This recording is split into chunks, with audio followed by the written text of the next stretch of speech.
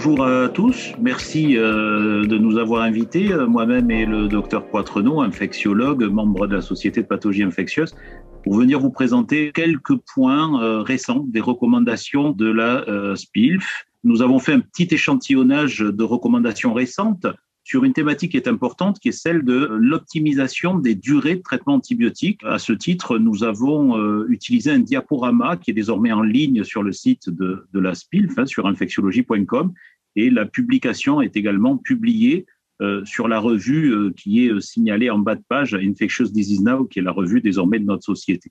Donc vous retrouverez l'intégralité du texte, à la fois en version anglaise et en français, pour vous y retrouver. Avec le docteur Poitrenaud, nous avons choisi de ne retenir que les situations cliniques correspondant à de la pratique de médecine de ville, faisant exclusion de toutes les pathologies complexes prises en charge en milieu hospitalier. Et donc, tout ça est centré non pas sur les choix thérapeutiques, mais sur les durées de traitement dans chaque situation. Voici en référence la publication Princeps qui vient d'être publiée. C'est tout frais, ça vient de sortir, c'est janvier 2021.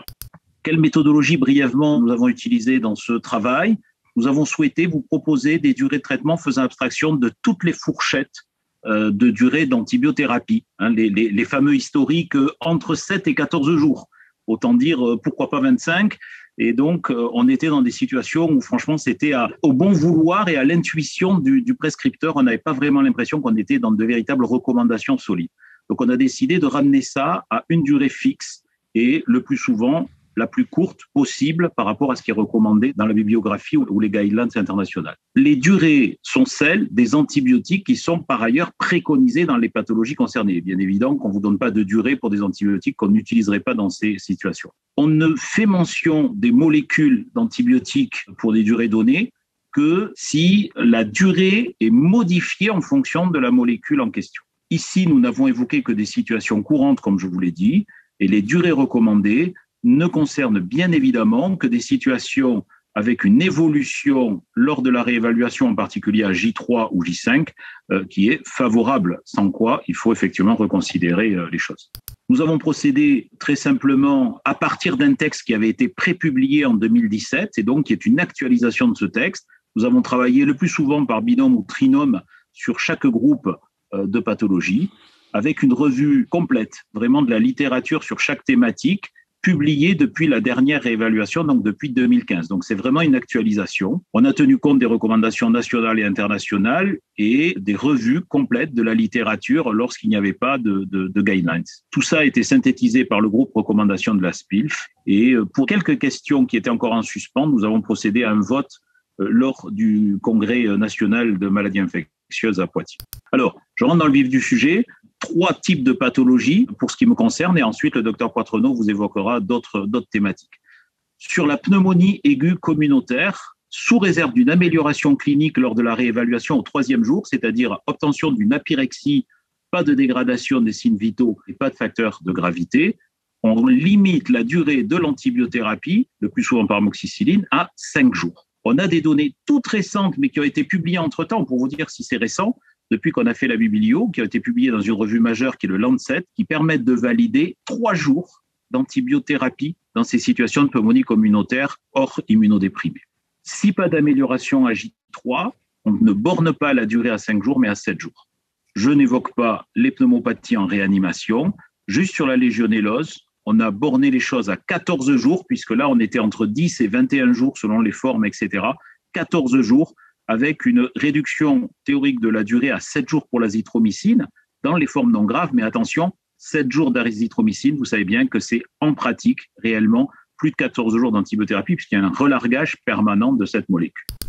Pour des pathologies très courantes, au moins la première que vous voyez en ville, l'exacerbation aiguë de BPCO qui justifierait d'une antibiothérapie, et là j'insiste, même si ce n'est pas la thématique du jour, mais toutes les exacerbations de BPCO ne justifient pas d'une antibiothérapie. Lorsque vous choisissez de prescrire, c'est 5 jours et pas plus. S'il y a une pleurésie parapneumonique non compliquée dans une pneumonie, mais ça passe par une évaluation le plus souvent en milieu hospitalier avec une ponction ou pas de la plèvre, la durée ne change pas en dehors des pleurésies purulentes qui sont une autre thématique. Donc on reste à 5 jours ou 7 jours dans les formes qui durent un petit peu plus longtemps.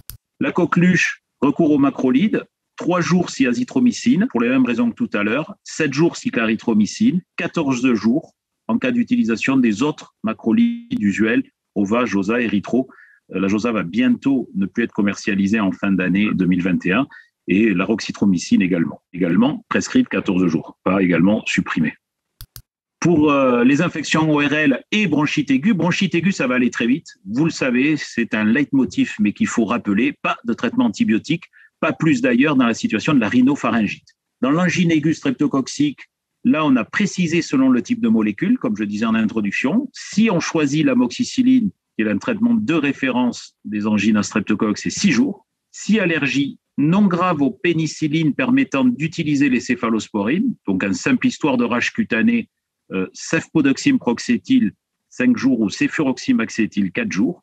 Et si vraiment il y a une contre-indication formelle aux bêta-lactamines pour les raisons qui sont indiquées là, le plus souvent forme grave d'anaphylaxie ou d'œdème de Kuhn, josamycine ou clarithromycine 5 jours respectivement, ou l'azithro 3 jours dans ces pathologies aiguës.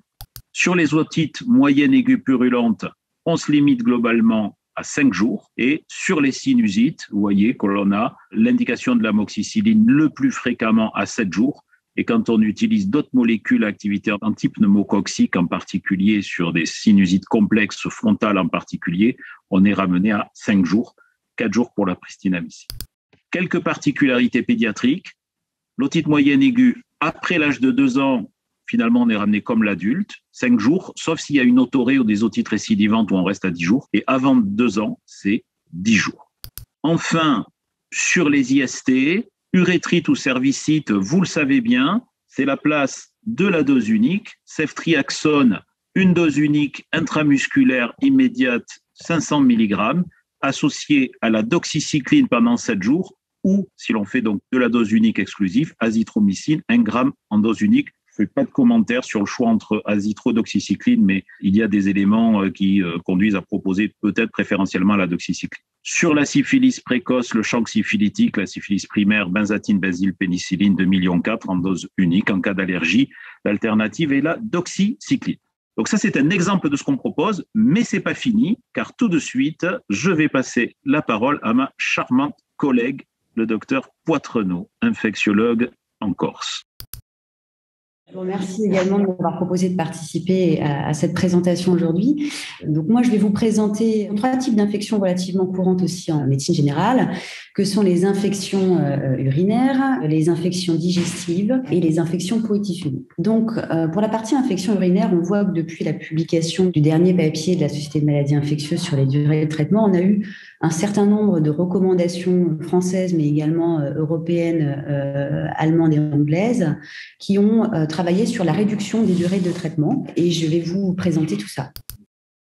Donc, sur la partie des cystites, on est chez la femme. Les principales modifications sont sur les durées de traitement dans la cystite simple sur 2 molécules, le pivmécinam et la nitrofurantoïne, où on peut maintenant passer à un traitement de 3 jours, la phosphomycine trométamol étant toujours proposée à la dose unique. Pas de modification sur les cystites aiguës sur sonde urinaire où on reste sur 3 jours. Pour les cystites aiguës à risque de complications ou associées aux soins, en cas d'utilisation du triméthoprim sulfaméthoxazole, on reste sur des durées de 5 jours. Et pour toutes les autres molécules, on propose des durées de 7 jours, à l'exception bien entendu des fluoroquinolones qui n'ont pas leur place aujourd'hui dans les traitements des cystites, puisque ce sont des molécules qui sont éminemment importantes pour les infections urinaires hautes, donc les pyélonéphrites. Donc les pyélonéphrites aiguës, pas de modification importante, en tout cas sur le plan des choix proposés par ce nouveau papier, où on reste sur des durées de 7 jours en cas d'utilisation de fluoroquinolone ou de bêta-lactamine injectable pour des pyélonéphrites aiguës non compliquées. En cas d'utilisation de n'importe quel autre antibiotique, on reste sur des durées de 10 jours. Pour les pyélos graves et ou à risque de complications et ou associés aux soins, la durée maximale proposée en cas d'évolution favorable est de 10 jours. Il m'a semblé intéressant de présenter ce papier qui était une étude randomisée multicentrique française de 2017, évaluant 100 pyélonéphrites aiguës non compliquées traités par fluoroquinolone pour une durée de 5 jours versus 10 jours. C'est l'absence de différence en termes de guérison et de risque de récidive d'un traitement de 5 jours versus un traitement de 10 jours. Donc, vous voyez que les choses ne sont pas terminées et probablement que d'ici quelques temps, on pourra peut-être proposer des réductions plus importantes de durée de traitement dans cette pathologie. Alors, Un focus qui m'a semblé important puisqu'on voit émerger depuis quelque temps la notion de cystite chez l'homme. Et c'est vrai qu'on a différentes études qui sont certes rétrospectives, mais qui donnent des informations qui peuvent être intéressantes et qui peuvent amener à une modification de pratique que nous avons choisi de proposer au travers de la littérature. Très rapidement, pour ne pas rentrer dans le détail de ces études, mais les principaux résultats, c'est que déjà, quand on traite moins longtemps, on a moins de toxicité, qu'il y a un risque de récidive qui est jugé relativement acceptable lors de ces traitements réduits à une infection urinaire sur 150. Dans une grosse étude rétrospective sur plus de 30 000 patients, un traitement de 7 jours était jugé suffisant et non associé à un surrisque de récidive. Et sur une autre étude rétrospective de cohorte de plus de 20 000 patients portant sur ces fameuses cystites-like à Escherichia coli, là, on trouve une équivalence d'un traitement de pivmécyllium 5 jours versus 7 jours pour prévenir un risque de récidive. Donc, ces cystites-like chez l'homme sont en lien aussi avec le polymorphisme objectivé de la symptomatologie urinaire chez l'homme, avec des tableaux paucisymptomatiques chez des patients qui n'ont pas de facteurs de risque particuliers ni de tableau d'immunodépression, chez qui on pourrait proposer des traitements raccourcis. Donc, c'est la question qui a été posée effectivement lors de la session du groupe recommandation lors du Congrès national d'infectiologie en septembre. Est-ce que finalement, dans le cas des infections urinaires masculines, en l'absence de signes cliniques de prostatite et après exclusion des patients, on a dit avec uropathie ou terrain d'immunodépression, est-ce qu'un traitement de 7 jours est suffisant? Et vous voyez qu'on a eu un consensus fort avec 82% des participants qui ont jugé que c'était une proposition acceptable, qui a donc été optée par la Société de maladies infectieuses, tout en gardant une durée de 14 jours pour bien sûr les tableaux plus bruyants de prostatite. Sur le plan des infections urinaires pédiatriques, peu de changements. La cystite de la petite fille, on reste sur 5 jours de traitement. Et pour les pyélonéphrite, fille ou garçon, ça reste 10 jours, quelle que soit la molécule utilisée. Alors, on passe aux infections peau et tissu mou, sur lesquelles vous allez voir, il y a peu de modifications puisqu'on a eu les recommandations de la HAS de 2019, ainsi qu'un positionnement de la Société française de médecine d'urgence de 2017 sur la prise en charge des plaies aux urgences. Donc, la littérature, depuis 2019, n'a pas été très importante, donc il n'y a pas de modification. Principalement, ce qu'il faut retenir, c'est les pathologies où il n'y a pas d'indication d'antibiothérapie par voie générale, que sont le furoncle simple et l'impétigo simple, sur lequel on peut proposer une antibiothérapie par voie locale, plus particulièrement chez l'enfant. À retenir la particularité qui est importante, qui est la dermohypodermite bactérienne non nécrosante, donc la cellulite, les rhizipèles, qu'il soit sur morsure ou pas, le rouget du porc, où un traitement par 7 jours est suffisant et que la persistance d'une inflammation locale ne doit pas être un motif de poursuite de l'antibiothérapie au-delà de 7 jours si on a une amélioration des paramètres inflammatoires ou cliniques du patient. Pour tout ce qui est morsure animale, on a la mise en place des traitements préemptifs. Donc, traitement préemptif, on a une morsure animale, on a une inoculation de bactéries sur un site et on ne veut pas que la personne s'infecte. Donc, on met une antibiothérapie qui vise à couvrir la flore buccale des animaux. Et ces traitements sont proposés par voie systémique d'une durée de 5 jours. Pas spécifiquement de particularité pédiatrique dans la prise en charge des infections peau et tissu. Maintenant, on passe aux infections digestives, alors où on a essayé de sélectionner les infections qui correspondaient le plus à votre pratique. Donc, les infections à Clostridium difficile, qu'on appelle maintenant Clostridioides difficile, pas de modification dans la durée de traitement, ça reste 10 jours, tout en étant très prudent sur l'utilisation du métronidazole qui aujourd'hui n'a quasiment plus sa place dans cette prise en charge-là. La diverticulite, on sait qu'on a eu des recommandations récentes par la HAS qui a bien positionné quand diverticulite non compliquée. En première intention, on est sur un traitement symptomatique, mais en l'absence de réponse à un traitement symptomatique, la durée de traitement est de 7 jours maximum. Sur avis d'experts, on sait que c'est un sujet qui a été peu étudié, c'est la cholécystite non opérée, non drainé, pour lequel il a été proposé une durée de traitement de 7 jours avec une surveillance rapprochée puisque ça reste des données portent sur peu d'éléments aujourd'hui. Une pathologie très fréquente également, c'est la diarrhée aiguë du voyageur pour lequel la prise en charge et la durée de traitement dépend clairement de la symptomatologie. En cas de fièvre et de syndrome dysentérique, ou de syndrome dysentérique, on est sur 3 jours de traitement par azithromycine ou fluoroquinolone. En l'absence de ces symptômes-là, on reste sur un traitement très court par monodose de ces mêmes molécules.